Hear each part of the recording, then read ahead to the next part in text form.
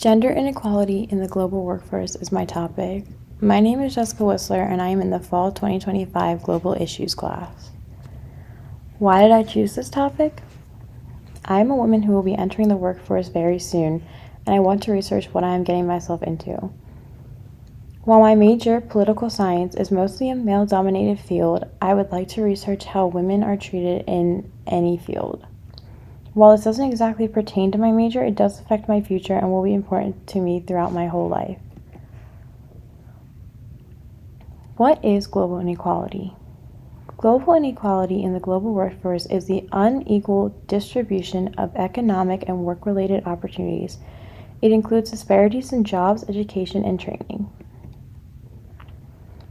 The top 4 indicators of equality in the workforce would be a pay gap, which globally women only make 77 cents for every dollar a man makes. Next is leadership roles. Women only hold 28% of management positions worldwide.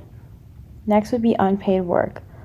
While women do most of the housework and do more than men normally, they do not get paid for it.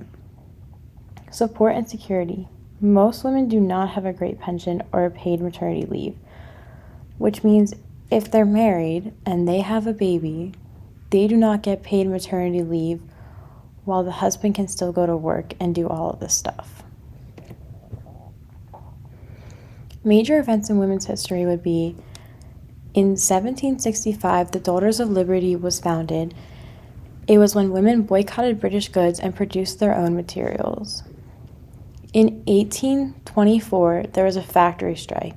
It was the first factory strike staged by women in the United States and Rhode Island due to poor conditions and unfair wages.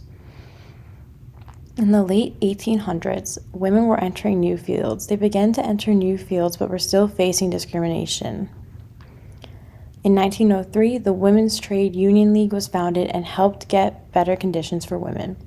In the 1920s, the 19th Amendment was made. It granted women the right to vote and more political power to advocate for the workplace. In 1940, World War II was held, and women held roles that men couldn't because they were at war. Rosie the Riveter was founded and became a major political point. This is some of the strikes that happened in the earlier times. The Women's Strike for Peace and Equality. The colorful one is one that happened recently. All of these are just showing women equality and women fighting for their rights. Especially the one in the bottom left, which is about the union, because women were being unfairly treated when they worked in factories, especially during the factory that burned down, trapping a bunch of women inside. Factors contributing to inequalities in the workforce. Bias and stereotyping. There is a lot of bias, including gender bias, that can affect the way people in charge treat women. While there is unknown bias out there, some bosses treat men different than women, which will hold women back in the workforce. Systematic barriers. Women face discrimination and they lack role models in these fields, especially in male-dominated fields. While women are always looking to get better and look up to someone, especially to be able to feel better in their fields, if they don't have a role model to look up to, they may not feel as comfortable, and discrimination will just bury them into just these normal fields when they can't be bosses or make their way up. The economic impact of inequality. It can limit economic growth and slow innovation and limit productivity. There is no diversity in leadership. These are just graphs about how inequality is right now. It says 1 to 5 girls is being married before turning 18. 64% of Americans said there is currently inequality between women and men when it comes to social, political, and/or economic rights in the U.S. Women are restricted from working in certain jobs or industries in almost 50% of the countries. There's just a lot of facts on here that show equality and how it's not fair. Solutions. The first solution would be addressing the root causes of the problems.